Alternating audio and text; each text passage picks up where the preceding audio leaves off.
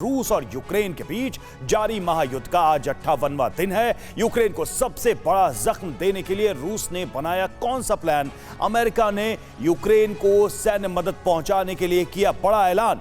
Zelensky से मुलाकात के बाद स्पेन के पीएम ने डबल की यूक्रेन को दी जाने वाली सैन्य मदद। रूसी रिसर्च सेंटर में भीषण आग लगने से 7 लोगों की मौत। और क्या प्रेसिडेंट ज़ेलेंस्की की हत्या करना चाहती है चेचेन फोर्स? रूस यूक्रेन जंग से जुड़ी खबरों के लिए देखते हैं रूस वर्सेस यूक्रेन टॉप 9।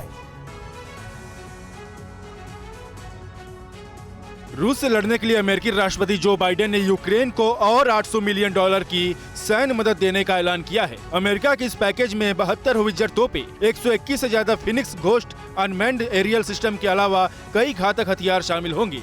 यूक्रेन को अमेरिकी मदद का ये पूरा पैकेज एक हफ्ते के भीतर यूक्रेन पहुंच जाएगा। बाइडेन के मुताबिक अमेरिका के पास यूक्रेन को लंबे समय तक सैन्य सहायता देने की क्षमता है।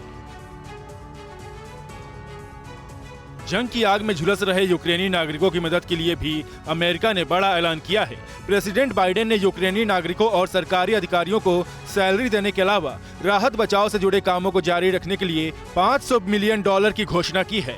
इस रकम का इस्तेमाल यूक्रेनी शरणार्थियों को यूरोप और अमेरिका पहुंचाने के लिए भी किया जाएगा। युद्ध शुरू होने के बाद से अब तक करीब 50 लाख यूक्रेनी अपना देश छोड़ चुके हैं।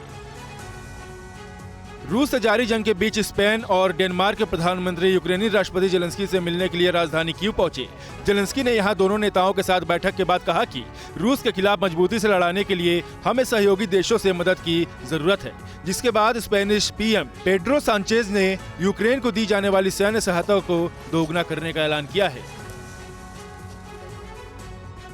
कीव में प्रेसिडेंट ज़ेलेंस्की से मिलने के बाद स्पेन के प्रधानमंत्री पेड्रो सांचेज और डेनमार्क के प्रधानमंत्री मेटे फ्रेडरिक्सेन बोरोडियांका शहर पहुंचे। रूसी हमले के बाद यूक्रेन का बोरोडियांका शहर तहस नहस हो चुका है। यहां दोनों नेताओं ने रशियन आर्मी की मचाई तबाही का जायजा लिया और यूक्रेन पर रूसी हमलों की निंदा की। रूस के हथियार बनाने वाले एक सेंटर में भीषण आग लगने से 7 लोगों की मौत हो गई, जबकि करीब 30 लोग घायल हो गए। आग इतनी भयंकर थी कि रिसर्च सेंटर के ऊपर कई घंटों तक धुएं का एक विशाल गुबार देखने को मिला। हालांकि आग लगने की वजहों का फिलहाल पता नहीं चल पाया है, लेकिन रूस के टावर में मौजूद इस वेपन रिसर्च सेंटर में बनाई गई मिसाइलों का इस्तेमाल रशियन आर्मी यूक्रेन के खिलाफ जंग में कर रही है। मारियोपोल शहर के अज़ोवस्टल स्टील प्लांट में अब तक की सबसे भीषण जंग जारी है। रूसी सेना यहां छिपे करीब 2000 अज़ोव सैनिकों पर बारूद बरसा रही है। रूस के रक्षा मंत्री ने प्रेसिडेंट पुतिन को अज़ोवस्टल में जारी जंग की जानकारी दी और अगले 3 से 4 दिनों में रूसी कब्जे का दावा किया।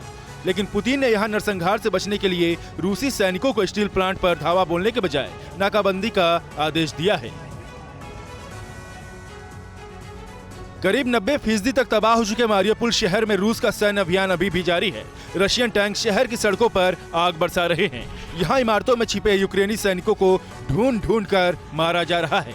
रूसी सेना ने मारियोपोल में भारी जान माल का नुकसान किया है। सैटेलाइट इमेजेस में मारियोपोल के मानहुश गांव में करीब 300 ताजी खुदी कब्रें देखी गई।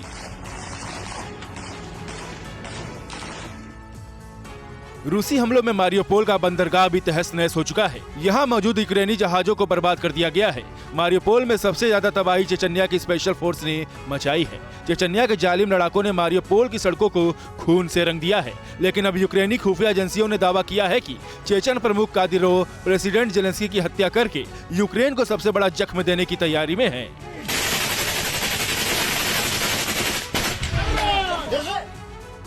दो दिनों के भारत दौरे पर आए ब्रिटिश पीएम बोरिस जॉनसन आज दिल्ली में प्रधानमंत्री नरेंद्र मोदी से मुलाकात करेंगे। बोरिस जॉनसन रूस यूक्रेन जंग में एक अहम कड़ी बनकर उभरे हैं। ब्रिटेन रूसी हमलों की निंदा करने के साथ साथ यूक्रेन को भारी सैन्य मदद भी दे रहा है, जबकि भारत ने इस मामले में तटस्थ रुख अपना रखा है। ऐसे में बोरिस आज प्रधानमंत्री मोदी से रूस यूक्रेन जंग से जुड़े मामलों पर भी बात कर सकते हैं। अड़ी सोमवार से शुक्रवार शाम 6 बजे सिर्फ TV9 भारतवर्ष पर।